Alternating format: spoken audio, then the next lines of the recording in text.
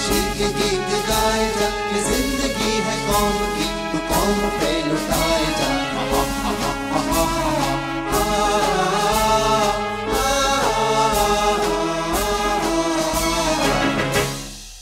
अब तक आपने सुना नेताजी सुभाष ब्रिटिश साम्राज्य के खिलाफ जापान के साथ मिलकर निर्णायक लड़ाई लड़ने के मुहाने पर खड़े थे। ब्रिटिश साम्राज्य भी बड़ी तैयारी कर रहा था। माउंटबेटन, सुभाष और जापान के साझा मूवमेंट को लेकर ऊपर से तो खुद को बेखौफ बता रहे थे, लेकिन मान रहे थे कि इस बार टक्कर आसान नहीं है। अब आगे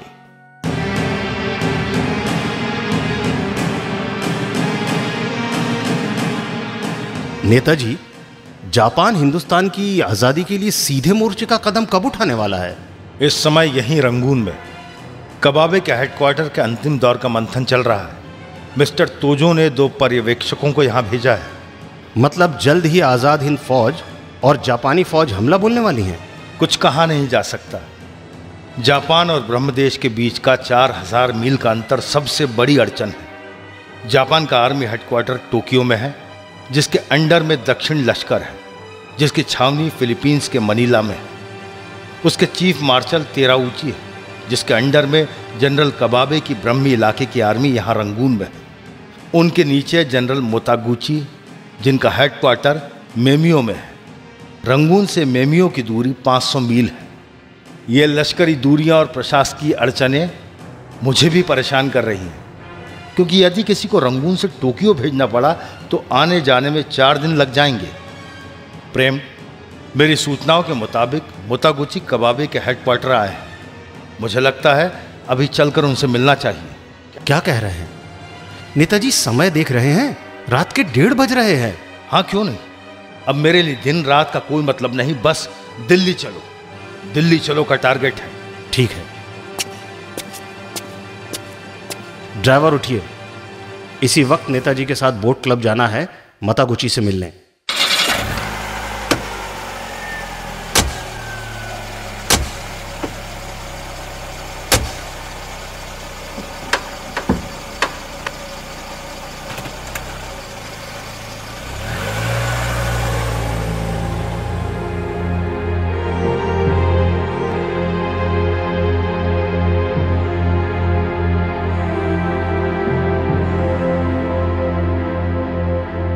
सॉरी, मन नहीं माना, इसलिए इतनी रात को आपसे मिलने चला आया। कोई बात नहीं मिस्टर बोस, आपको भी मेरी तरह नींद नहीं आ रही है ना? कहिए, कैसे आए हैं? इतनी रात मेज पर एम्पारू के नक्शे खुले हुए हैं। योर एक्सीलेंस चंद्रा बोस, एक आप और दूसरा मैं, हम दोनों को छोड़कर एम्पारू को लेकर किसी को भी चिंता नहीं। ऐसा क्यों कह रहे हैं? एम्पारू भयंकर जंगली सपना है। मैं एक दीवाना पंछी बनकर उड़ान भरना चाहता हूं। कारण यह है कि सबके प्राण सूखे हुए हैं। मौत की घाटियां सबको डरा रही हैं। चिंदविन, इरावती और साल्विन जैसी महानदियां, मूसलाधार बारिश सबको डरा रही। लेकिन रचना चाहता हूं एक इतिहास, अपनी हिम्मत और अपने जुनून से। जापानी योजना क्या है? ब्रह्मदेश की सरहद तक एक सेफ मोर्चाबंदी करना, चीन को अमेरिका से मिल रही सहायता को रोकने के लिए बर्मा के रास्ते को बंद करना, और अपने एशियाई मित्र होने के नाते सकुशल आपको दिल्ली के रास्ते पर पहुंचाना। चंद्रा बोस, वो दिन दूर नहीं है कि जल्द ही मैं आपको इम्फाल की पठार की ओर ले जाने वाला हूं। जनरल, वो दिन तो आने दीजिए। मेरे इम्फाल पहुंचते ही पूरे हिंदुस्तान में क्रांति का विस्फोट हो जाएगा और समूचे हिंदुस्तान की बगावत को अंग्रेज रोक नहीं पाएंगे। मेरे सैकड़ों साथी पहले से हिंदुस्तान में इस दिन का इंतजार कर रहे हैं। अभी मेरी योजना है, हम इम्फाल पहुंचेंगे। मेरा कहना था पहले लीडो और दीमापुर पर कब्जा करेंगे, लेकिन मेरी ये बात किसी को गले नहीं उतर रही है। चंद्रा बोस, मोतागुची जो सोचता है वही करता है। जो होगा देखा जाएगा। आपने ऑपरेशन यू की पूरी तैयारी कर ली है? बिल्कुल पूरी कर ली है। मेरे 40,000 फौजियों के 2 डिवीजन तैयार हैं। केवल एक समस्या है। क्या समस्या है? 15वीं डिवीजन अभी पहुंची नहीं है। क्यों? आ जाएगी। बैंकॉक से वो पैदल ही रवाना हुई है।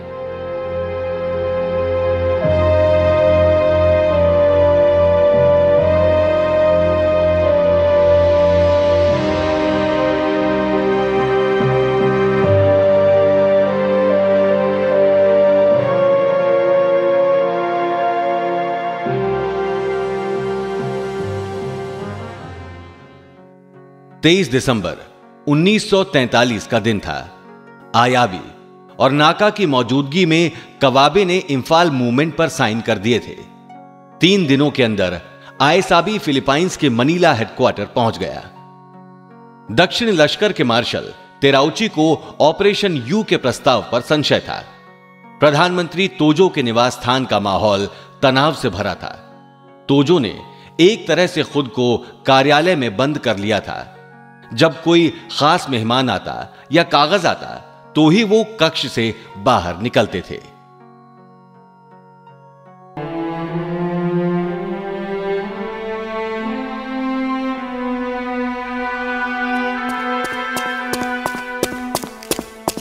मान्यवर महोदय, महोदय, महोदय, मान्यवर।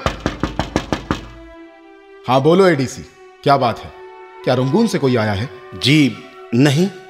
चले जाओ, उसके अलावा मुझे कोई बात नहीं सुननी है। मेरी नजर केवल हिंदुस्तान की सीमा पर लगी है। आज की परिस्थिति को देखते हुए पैसिफिक की लड़ाई में कुछ खास हाथ नहीं लगेगा। इम्फाल को छोड़कर मुझे कहीं कोई उम्मीद नहीं है। अब जाओ, मैं नहाने जा रहा हूं। सर। कौन है वहां? अंदर आओ। सर, मैं कर्नल निशिरुआ हूं, सम्राट के मुख्यालय से आया हूं।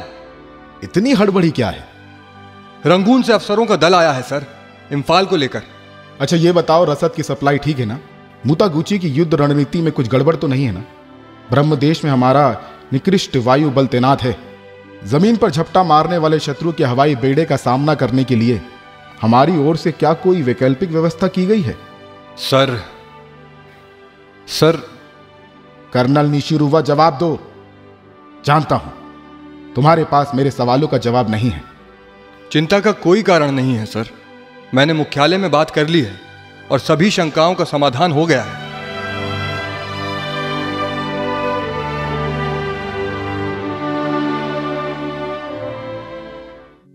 नेताजी के सम्मान में मुतागुची ने सम्मान भोज का आयोजन किया था, जिसमें मुतागुची ने तीनों डिवीजन के कमांडरों को बुलाया था।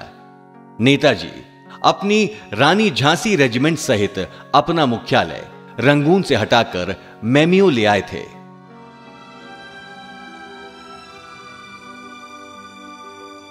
बीस हजार की मेरी 3 डिवीजन सेना हिंदुस्तान की ओर बढ़ चुकी है। उनके ही शौर्य में मेरा और आपका लक्ष्य छुपा हुआ। एक ही साथ इम्फाल और कोहिमा, इन दोनों ही स्थानों पर धावा बोलने की आपकी रणनीति कमाल की है। बेशक। ये देखिए कोहिमा की स्थिति। मेरा सहकारी जनरल सातो 31वीं डिवीजन को लेकर खड़े पर्वत पर चढ़ेगा और कोहिमा को दबोच लेगा। इम्फाल के लिए मैंने 2 डिवीजन सुरक्षित रख छोड़े हैं। मेरी 15वीं डिवीजन इम्फाल की ओर जाएगी। उसका नेतृत्व मेरे पुराने अनुभवी सेनानी जनरल यामायूची करेंगे। नीचे ब्रह्मदेश से यह परंपरागत टीडम रास्ता इम्फाल की ओर जाता है, जिसका उपयोग करके दोनों डिवीजन इम्फाल छावनी पर टूट पड़ेंगी। उसी समय कोहिमा को जीतकर हमारा सेनानी सातो फिर इम्फाल की ओर मुड़कर उल्टी ओर से धावा करेगा। अरे नेताजी, क्या सोच रहे हो? मैं व्यू रचना बता रहा हूं और आप कहीं और खोए हुए हो। क्या कोई भूल है मेरी योजना में? मैं तो केवल यह कहना चाहता हूं कि हमारे जनरल कियानी के नेतृत्व में आजाद हिंद फौज की पहली डिवीजन को युद्ध का पूरा मौका मिलना चाहिए। बेशक। जमन को हम मोरे बिशनपुर की ओर भेज रहे हैं। आपके शानाबाज हाका फलम की ओर लड़ रहे हैं। नीचे अरकान की ओर कर्नल मिश्रा मोर्चे पर है। किए हुए वादे के अनुसार जापान अपनी नीति का पूरी ईमानदारी से निर्वहन करेगा। जनरल, मुझे केवल इतने से संतोष नहीं है। मलेशिया में इपोह, पेनांग, सिंगापुर और अन्य केंद्रों में फौज की भर्ती चल रही है। मुझे अभी 2 डिवीजन खड़ी करनी है। इसकी जरूरत क्या है? कुल 3 सप्ताह में आप इम्फाल जीत लेंगे। कुछ कहा नहीं जा सकता। यह सारा जतन इसीलिए है कि मातृभूमि के चरणों के अभिषेक के लिए और अधिक रक्त की जरूरत पड़े तो रक्त की कमी नहीं पड़नी चाहिए। इम्फाल विजय के लिए मैंने वाहनों की उपलब्धता तय करने के लिए एक पशु प्रशिक्षण केंद्र खोल रखा है। पशुओं का प्रशिक्षण पूरा हो गया? जी हां। लोग कहते हैं कि यहां के जंगलों में आने जाने के लिए रास्ते नहीं, पर मेरे हिसाब से पशुओं से युद्ध सामग्री को भेजा जा सकेगा। इस काम में कई अड़चनें आएंगी। अड़चनें? पूछिए मत। 3 माह से हजारों घोड़े और खच्चर यहां के जंगली रास्तों पर चलने का अभ्यास कर रहे हैं। मतलब इम्फाल और कोहिमा के पहाड़ों पर चढ़ना कठिन नहीं होगा? ऐसा प्रशिक्षण दिया है मैंने, आप देखकर दंग रह जाएंगे। एक बार चलेंगे तो पहाड़ों की चोटी पर नजर आएंगे। मिस्टर चंद्रा बोस 3 सप्ताह में इम्फाल जीतकर बताएंगे। मैं इम्फाल पर फतेह को लेकर 2 वजह से उत्सुक हूं। एक तो विनगेट को मुंह चढ़ाने का मन कर रहा है, और दूसरा तुम्हारा देश प्रेम देखकर। चलिए भोजन करते। आइए। क्या लेंगे आप? मैं मदिरापान नहीं करता, ये तो आपको पता है ना जनरल। फिर भी पूछना मेरा कर्तव्य है। धन्यवाद, आप लीजिए। दोस्तों, तेजी और चपल गति हमारे संघर्ष की व्यू रचना है। मेरी तीनों डिवीजन मिलकर 1 माह के अंदर इम्फाल को पूरी तरह नियंत्रण में ले लेंगे। जनरल, किसी समय तो आप इम्फाल अभियान के कट्टर विरोधी थे। उस समय मैं पागल था। सिंगापुर और रंगून को छोड़कर अंग्रेज भाग खड़े हुए थे। अयाशी को उस वक्त इम्फाल अभियान को शुरू करना चाहिए था। मेरे विरोध का कारण इम्फाल की भयावहता, तराई और घने जंगल थे। जनरल, लक्ष्य जितना कठिन हो उतना ही हासिल करने में मजा आता है। इम्फाल को हासिल किए बिना मेरी और आपकी मुक्ति नहीं है। दुश्मन सो नहीं रहा है, वो चौकस है। एक और वो चीन का रास्ता खोलने के लिए स्टील विल्ट गुर्रा रहा है। दूसरी ओर स्लिम ब्रह्मदेश पर फिर काबिज होने के लिए फड़फड़ा रहा है। और माउंट बेटन जख्मी शेर की तरह दहाड़ रहा है। प्रशांत महासागर में कहीं हमारा पराक्रमी ध्वज डूब न जाए, इसकी चिंता में मैं, जापानी राजा, प्रजा और प्रधानमंत्री तोजो बेचैन है। कोई भी कीमत चुकानी पड़े, लेकिन इम्फाल जीतना है। भले ही जनरल के जोशीले भाषण को लेकर तालियां बजी हों, लेकिन सातो, नाका और यानीगाड़ा आपस में बातें कर रहे थे और जनरल की बातों से वे इत्तेफाक नहीं रखते थे।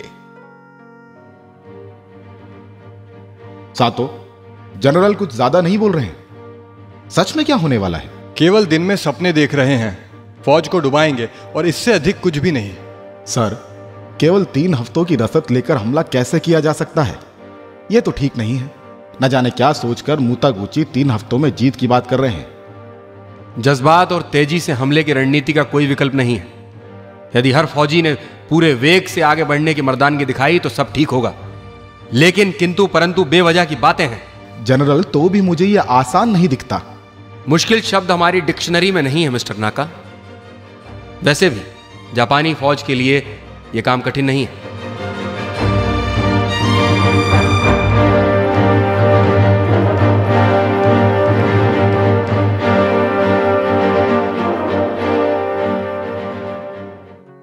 साल 1930 में जापानी फौज 2 गुटों में बंट गई थी। एक गुट था कोदोहा नाम का, इसमें उग्र विचार के युवा थे। दूसरा गुट जापानी पूंजीपतियों के समर्थन वाला गुट था, इसे तोजोहा कहा जाता था। सातों यामायूची के दूसरे गुट के समर्थक थे। आजकल जापानी सत्ता पर उग्रपंथी गुट का दबदबा है। सातो मुतागुची के इम्फाल अभियान से खुश नहीं था।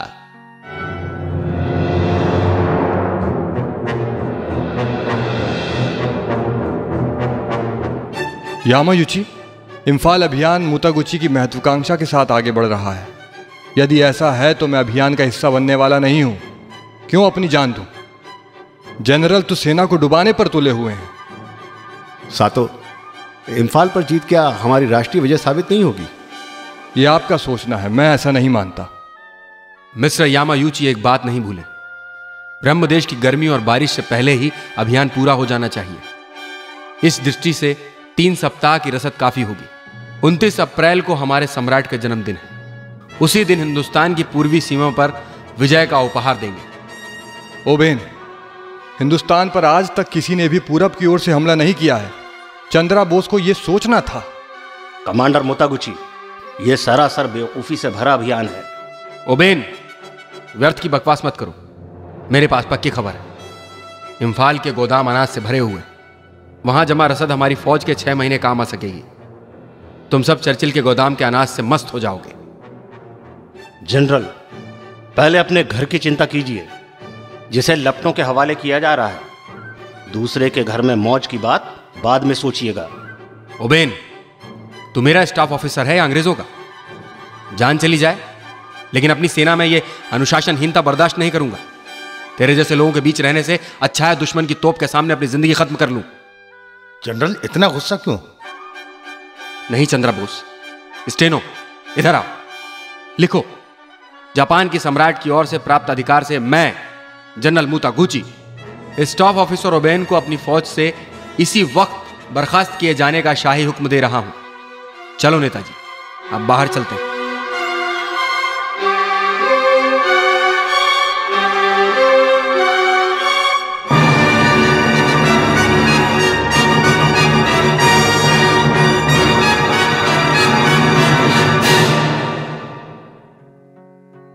मुतागुची की तेवरों से पूरी पार्टी में सन्नाटा छा गया था। ओबेन नीचे सिर कर चला गया था, लेकिन मुतागुची को पहली बार लगा था कि उनकी फौज में सब कुछ ठीक नहीं है, और फिर वे नक्शों के साथ बैठक करने लगे।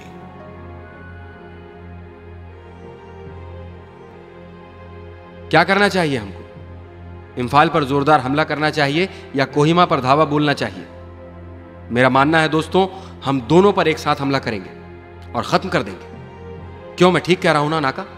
जी, आपका सोचना सही है। जनरल सातो कोहिमा जल्दी जीत लिया जाए तो वहां से तत्काल दीमापुर पर धावा बोला जा सकता है। दीमापुर? ये दीमापुर कहां है? मुझे लग रहा है आपने नक्शे देखे ही नहीं। कोहिमा से 30-40 मील दूर है दीमापुर। यहां अंग्रेजों का पूर्वी इलाके में आखिरी स्टेशन है। संभव है यहां रसद से भरे गोदाम है। रसद के गोदाम है? फिर तो यह खबर पक्की नहीं है। जनरल, बहाव में तैरने वाला हाथ चलाकर पता लगा लेता है कि उसे किस गति से हाथ पैर चलाने हैं। इससे कोई घाटा नहीं होता, बल्कि फायदा ही होता है। सातों इम्फाल की ओर कूच करो। याद रहे, 29 अप्रैल की तारीख सम्राट को जन्मदिन हम तुम इम्फाल में ही मनाएंगे। जी जनरल महोदय, अपने हिस्से का काम पूरा करूंगा मैं। सातों, आपको बताने की जरूरत नहीं है कि किसी ध्येय को पूरा करने के लिए मौत का आलिंगन भी आनंद देता है। परंतु अकारण मौत को गले लगाने का मतलब क्या है? अच्छा, तब मैं चलता हूं।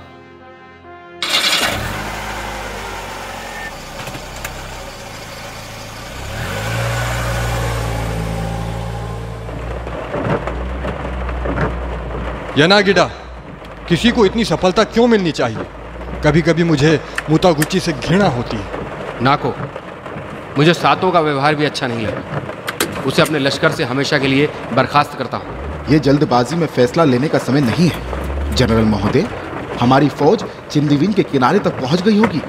ज्यादा से ज्यादा क्या होगा? नकोल सातो तोजी गुट का नेता है। बादशाही लश्कर में खलबली मच जाएगी। हम इम्फाल को जीतने में जुटेंगे या घर के भेदियों की लगाई आग बुझाएंगे? ऐसा हुआ तो आप करेंगे?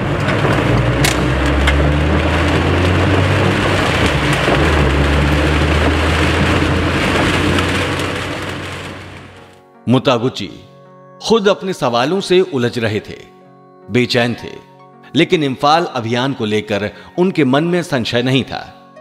वो कभी घुड़शाला में जाकर घोड़ों की देखरेख करने वालों से सवाल कर अपने फैसलों को लेकर संतोष करना चाहते थे, और कभी बागबानी कर अपना मन बहला रहे थे।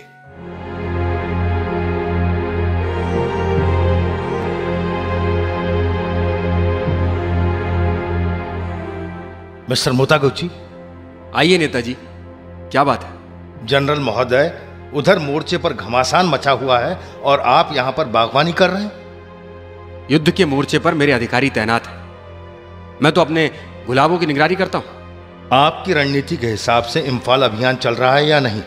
सागर तट के पास आरकान की लड़ाई मुहिम का सबसे खतरनाक हिस्सा है। दुश्मन को उलझाकर अपनी ओर खींचेंगे और उधर मणिपुर पर धावा बोलकर अंग्रेजों को नेस्तो नाबूद कर देंगे।